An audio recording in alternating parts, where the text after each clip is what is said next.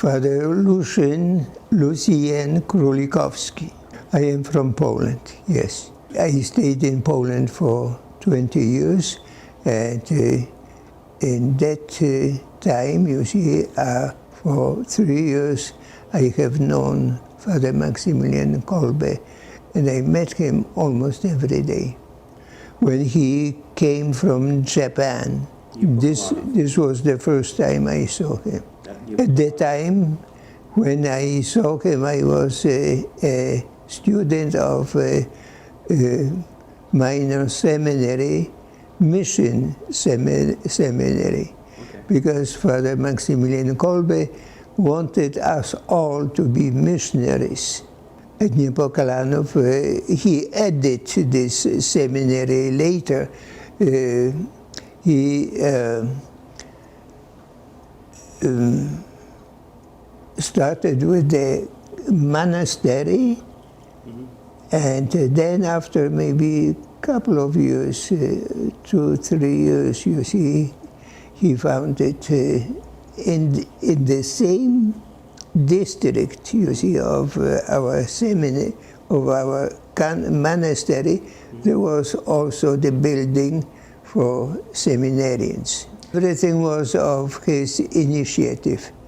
He did it, his imprint. Right. Everything had his imprint. Yes, the city of Immaculate, Epochal.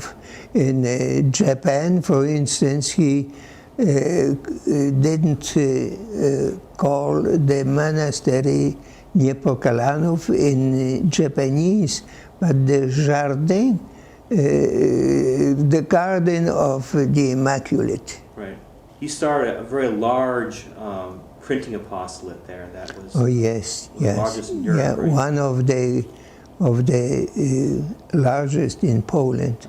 Yeah, in comparison with other, with even civilian, you see, very grandiose, beautiful. Those friars, they worked for 3 shifts, day and night. Yeah, because we printed not only the Night of the Immaculate, but many other things, you see, even in Latin, Miles Immaculate. Miles Immaculate. And for the children also a little Night of Immaculata. When I was in my house, you see, a teenager, so I was, we got the Night of the Immaculata every month, and I was reading it. Father Maximilian Kolbe, at the beginning, you see, was writing a lot in the Night of the Immaculata, very many articles. So I was absorbing them, and I knew I had the vocation, but I didn't know exactly where I am going to be, where to go. And Father Maximilian had already a place in my heart. What prompted me to go to Epochal, one day, my uncle, who was a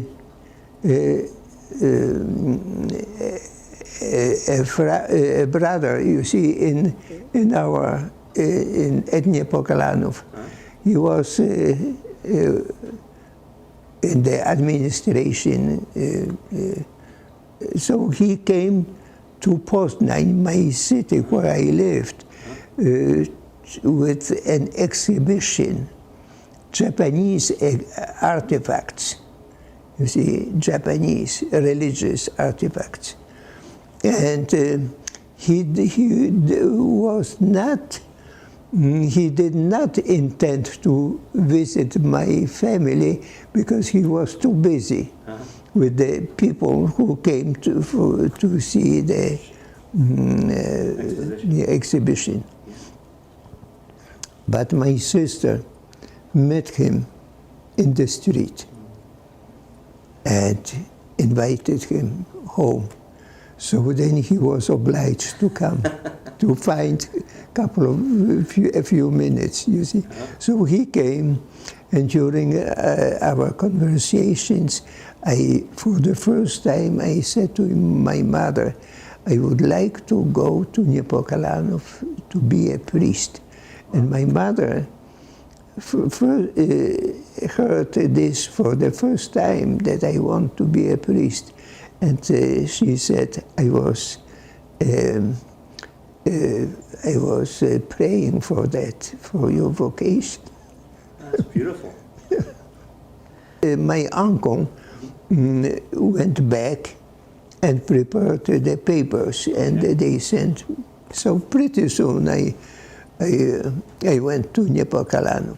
Yeah, he was well known all over Poland.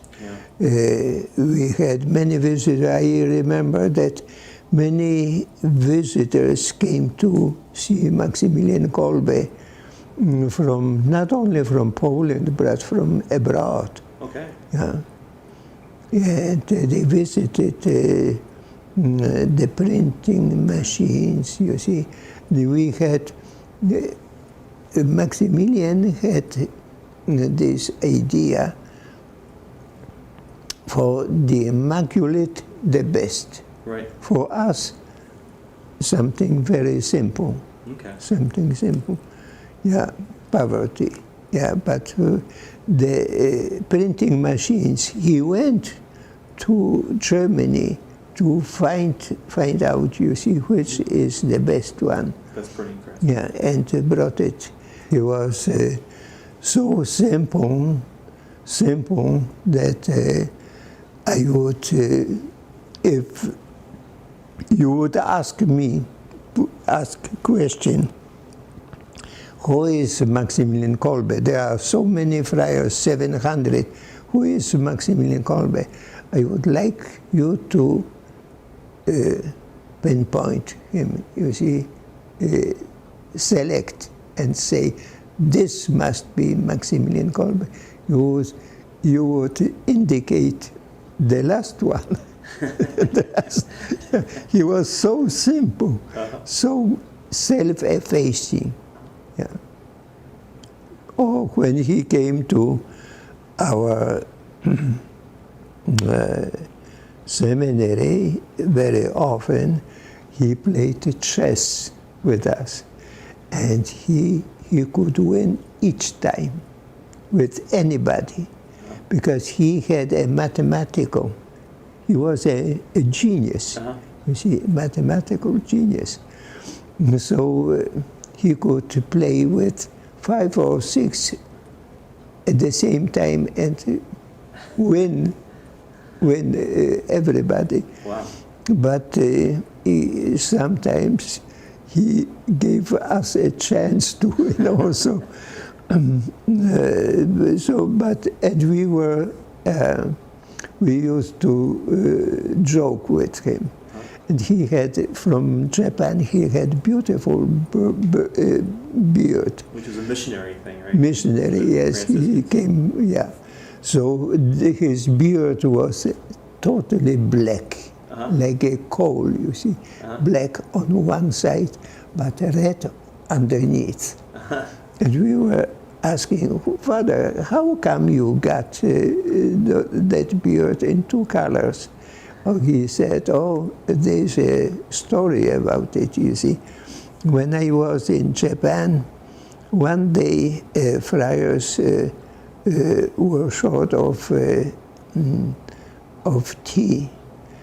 So I told them, don't bother, just prepare the boiling water and I will do the rest. And when they did it, so he said, I went and soaked my beard into this boiling water, at which that part which was above, you see, remained black. And the rest was so these were the jokes, you see, he was giving us many times. We could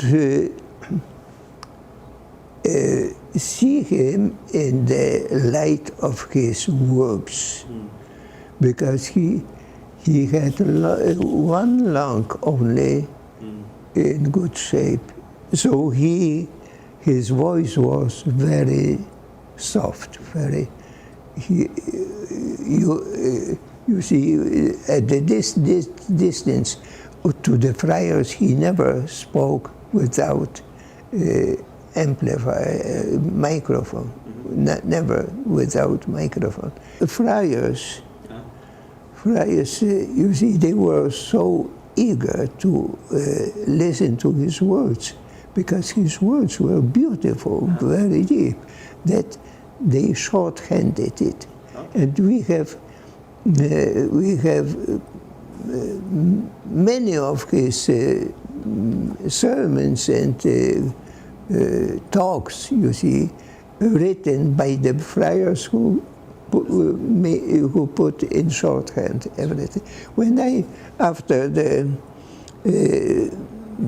at the beatification of Father Maximilian Kolbe, I went to Rome, and at our monastery there, I saw a pile of books, you see, lying on the floor, and at that height, writings of Maximilian Kolbe. Wow. Yeah, he was very prolific. Right. So this is how we knew Maximilian Kolbe, by his writings and by his works, by his deeds. To run 700 friars, and sometimes they must have been, you see, problems, but he solved them. He solved them. All friars would go into fire after him. You see, they loved him so much. Yeah, so, oh yes, he was strict in the observance of the vows, but otherwise he was like a mother.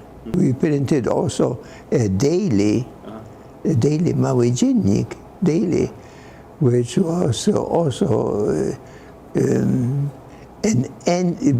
object of envy, what he did and how he spread. Right. That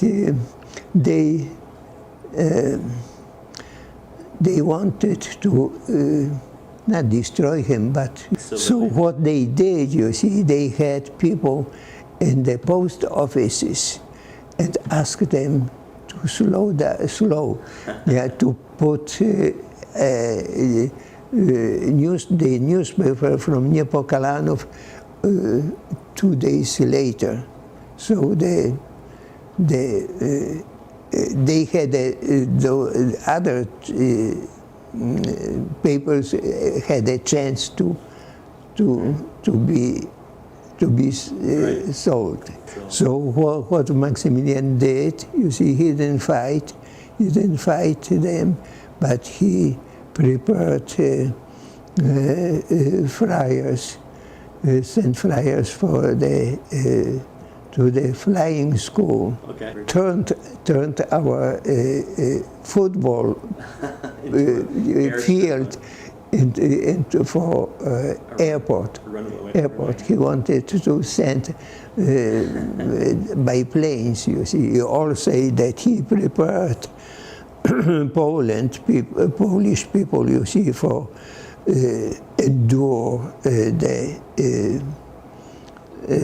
the sufferings of during the Second World War.